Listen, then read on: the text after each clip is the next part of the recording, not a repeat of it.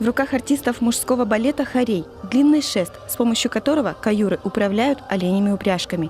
Сопровождает выступление балетной группы хор. Все это создает особый колорит, от которого идут мурашки по коже. И именно с этим номером ансамбль Асьякыа заявит о себе на сцене Кремлевского дворца. Так как мы третий раз приезжаем и отбирают массовые номера, то оленеводов мы еще не вывозили.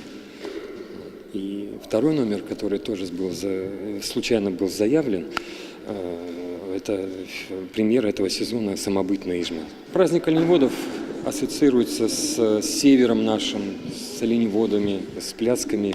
А Ижма, она более колоритная, она интересная, массовая, там, парадность в ней присутствует. Для Асьякыа этот год выдался знаковым. Коллективу исполняется 80 лет. Юбилей артисты отметят большими гастролями. Сразу после выступления в Москве их ждет конкурс-фестиваль исполнителей танца и хореографов-постановщиков в Йошкар-Оле. Зрителям представят номера и композиции из золотого фонда ансамбля. По сути, это будет рассказ об уникальной комик-культуре, ее песенных и танцевальных сокровищах.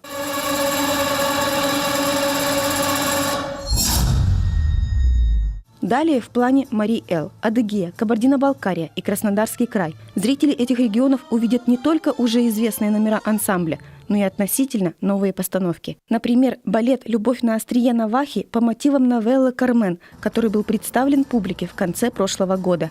На самом деле, это для меня очень грандиозное событие, так как я первый раз вот еще в такую поездку поеду, на такое выступление.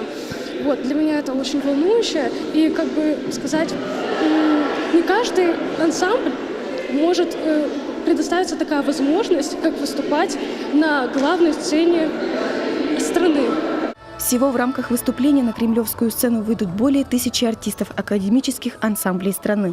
Для Асьякыа это третья поездка, и она обещает быть яркой и запоминающейся.